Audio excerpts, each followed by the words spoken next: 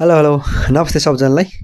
आज चाहिँ म तपाईँहरूमा चाहिँ प्रदेश लोक सेवा गण्डकी प्रदेशको चाहिँ सिभिल सब इन्जिनियरको चाहिँ सिलेबस चेन्ज गरेको छ प्रदेश लोक सेवा गण्डकी प्रदेशले, जुन चाहिँ जिके र आइक्यू समेटेर चाहिँ पहिला चाहिँ सब जब बेस्ड नलेजसम्म थियो भने अहिले चाहिँ जब बेस्ड नलेज र जिके राखेको छ भने आइक्यू हटाएको छ। त्यस सम्बन्धी तपाईँलाई चाहिँ जानकारी दिन गइरहेको छु। र गण्डकी प्रदेश लोक सेवा आयोगको चाहिँ विज्ञापन चाहिँ भोलि मङ्सिर 10 गते अर्थात् भोलि खोल्नेछ, जुन चाहिँ सिलेबस तपाईँहरूलाई देखाउन गइरहेको छु, देख्न सक्नुहुन्छ। हाम्रो पाठ्यक्रम चाहिँ 2 चरणको पहिले पनि थियो, भाग 1 र भाग 2 गरेर। अनि प्रथम चरणमा 100 को र द्वितीय चरणमा 100 को लिखित छ भने अनि भाग 2 मा चाहिँ अन्तिम चरण फाइनल अन्तर्गत हुन्छ 30 मार्क्सको। अनि लिखित परीक्षा योजना अन्तर्गत चाहिँ रिटर्नमा चाहिँ देख्न सक्नुहुन्छ। लिखित परीक्षा प्रथम चरण फर्स्ट पेपर भन्छ, जुन चाहिँ अब्जेक्टिभ क्वेसनहरु हुन्छ।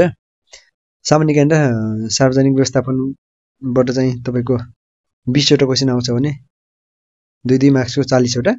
अनि तपाईको सेवा सम्बन्धी चाहिँ जब बेस्ड नलेज चाहिँ 30 वटा आउँछ चाहिँ 2 मार्क्सको र 60 मार्क्सको चाहिँ 100 मार्क्सको त्यो हुन्छ। समय चाहिँ 45 मिनेट हुन्छ त्यसमा। अनि सेकेन्डमा चाहिँ तपाईको छ लिखित परीक्षा भन्ने हुन्छ। सेकेन्डमा चाहिँ रिटर्न लेख्नुपर्ने हुन्छ। त्यसमा चाहिँ द्वितीय पत्रमा चाहिँ तपाईको सेवा सम्बन्धी जब बेस्ड नलेजहरु सम्बन्धी सोध्छ वस्तुगत प्रश्नहरु माथि फर्स्ट पेपरमा गर्नु भने सेकेन्ड पेपरमा चाहिँ छोटो उत्तर र लामो उत्तर भनेर चाहिँ लेख्नुपर्छ। जुन चाहिँ 12 वटा प्रश्नहरु चाहिँ 5 मार्क्सको हुन्छ भने चाहिँ 4 वटा प्रश्न चाहिँ 10 मार्क्सको हुन्छ। ग्रुप ए र ग्रुप बी भनेर सोधिया हुन्छ। त्यसमा चाहिँ जम्मा चाहिँ तपाईले 2 घण्टा 15 मिनेट चाहिँ टाइममा सकाउनु पर्छ भने चाहिँ अन्तर्वार्ताको लागि चाहिँ 30 पूर्णाङ्कको लागि चाहिँ त्यसपछि अन्तिम चरणमा चाहिँ 30 पूर्णाङ्क चाहिँ अन्तर्वार्ता हुन्छ। त्यसमा चाहिँ बोर्ड अन्तर्वार्ता हुन्छ।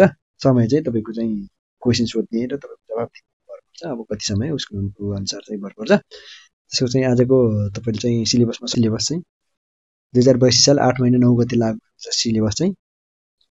यो सिलेबस चाहिँ तपाईको प्रदेश लोक सेवा आयोगको चाहिँ सिभिल समूह अन्तर्गत general, highway, sanitary, irrigation, hydro power, hydrology उपसमूह तथा स्थानीय इन्जिनियरिङ सेवा सिभिल समूह पाँचौं तहका पदहरुको खुल्ला प्रतियोगितात्मक लिखित परीक्षाको पाठ्यक्रमहरु रहनेछ। यो चाहिँ यहाँ सर र तपाईले देख्न सक्नुहुनेछ।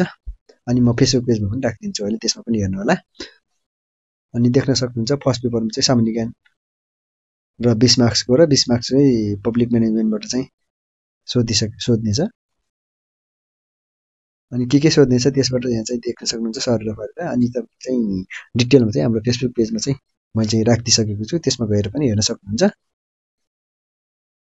अनि त्यसपछि जब बेस्ड नलेजमा छ सर्वे एउटा छ, सर्वेको। त्यसपछि मेकानिक्स अफ स्ट्रक्चर भन्ने छ। त्यसपछि सोइल मेकानिक्स छ, स्ट्रक्चरल डिजाइनको छ। त्यसपछि बिल्डिङ कन्स्ट्रक्सन टेक्नोलोजी छ। 6 नम्बरमा हाइवे इन्जिनियरिङ छ। 7 मा कन्स्ट्रक्सन मटेरियल छ। 8 मा हाइड्रोलिक्स छ। 9 मा एस्टिमेटिङ एन्ड कस्टिङ छ। 10 मा कन्स्ट्रक्सन म्यानेजमेन्ट छ। 11 मा water supply and centre engineering छ। अनि 12 मा इरिगेसन इन्जिनियरिङ छ। यसमा चाहिँ एयरपोर्ट छैन, तपाईले देख्न सक्नुहुन्छ। अब तपाईको चाहिँ पाठ्यक्रम भाइ चाहिँ कसरी सोध्ने चाहिँ 1 बाट 3 टा क्वेशन, 2 बाट 2 बाट 2 टा क्वेशन तल देख्न सक्नुहुन्छ। यसरी सोधिने छ। अनि तलको चाहिँ यसरी सोधिन्छ भनेर देख्न सक्नुहुन्छ। हाम्रो अर्को चाहिँ सेकेन्ड पेपर छ। सेकेन्ड पेपरको चाहिँ कसरी सोध्छ भने चाहिँ 50 मार्क्स चाहिँ खण्ड ए र सेक्सन ए र सेक्सन बी भनेर चाहिँ 50 मार्क्सको सेक्सन ए बाट 50 मार्क्सको सेक्सन बी बाट सोध्छ। अनि सर देख्न सक्नुहुन्छ सर्वे एउटा, मेकानिक्स अफ स्ट्रक्चर, त्यसपछि सोइल मेकानिक्स, स्ट्रक्चर डिजाइन, अनि building construction technology, highway engineering र हाइवे इन्जिनियरिङ चाहिँ सेक्सन ए मा पर्यो भने सेक्सन बी मा चाहिँ कन्स्ट्रक्सन मटेरियल, त्यसपछि चाहिँ हाइड्रोलिक्स, त्यसपछि estimating and costing, construction management, water supply and centre engineering र इरिगेसन इन्जिनियरिङ चाहिँ यसो छ।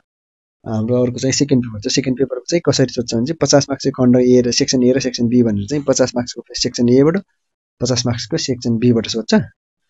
अनि सर देख्न सक्नुहुन्छ सर्वे एउटा, मेकानिक्स अफ स्ट्रक्चर, त्यसपछि सोइल मेकानिक्स, स्ट्रक्चर डिजाइन, अनि building construction technology, highway engineering र हाइवे इन्जिनियरिङ चाहिँ सेक्सन ए मा पर्यो भने सेक्सन बी मा चाहिँ कन्स्ट्रक्सन मटेरियल, त्यसपछि चाहिँ हाइड्रोलिक्स, त्यसपछि estimating and costing, construction management, water supply and centre engineering र इरिगेसन इन्जिनियरिङ सर पारेर चाहिँ सेक्सन ए बाट चाहिँ लामो क्वेशन र छोटो क्वेशन गरेर पाठ एकाइ 1 बाट यति, एकाइ 2 बाट यति भनेर चाहिँ त्यहाँ सर देख्न सक्नुहुन्छ। सर पारेर यसरी तपाईको चाहिँ हाम्रो गण्डकी प्रदेश लोक सेवा आयोगको चाहिँ नयाँ रिभाइज सिलेबस चाहिँ यही रहेको छ।